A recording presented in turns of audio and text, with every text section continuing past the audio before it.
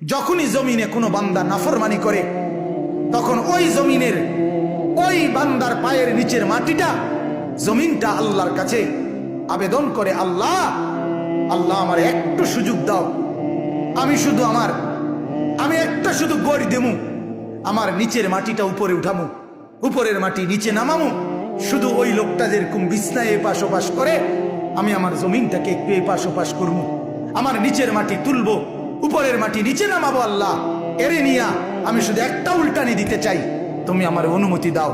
রব্বুল আলামিন তখন বলে ওই জমিনকে, না তুই এমন করিস না, ও যে আমার বান্দা, ওরে না আমি বানাইছি, আরে আমি বানাইছি। এই জমিন আমি কায়নাত আমার হুকুম দিয়ে বানাইছি, আর পরে আমি হাত দিয়ে বানাইছি, আমার হাতে বানাইছি, আর নাক আমি লাগাইছি, আর চোখ আমি লাগিয়েছি, আর কান আমি লাগিয়েছি, আর হাত আমি লাগাইছি।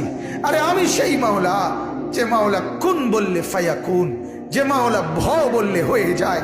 আরে বানাইতে এভাবে করি নাই, 9 মাস পরে আর মায়ের পেটে রাইখা আমি নিজের হাতে ড্রয়িং করছি, নিজের হাতে।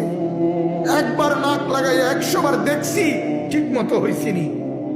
একবার চোখ লাগাইয়া 20 বার দেখছি, ঠিক মতো হয়েছিনি। এইভাবে 9 মাস আমি তারে যত্ন করে সাজিয়ে, সুম্মা আনশানাহু খালকান আখার, আমি তারে এক মানুষ বানিয়ে এরপরে মায়ের পেট থেকে আমি বের করেছি।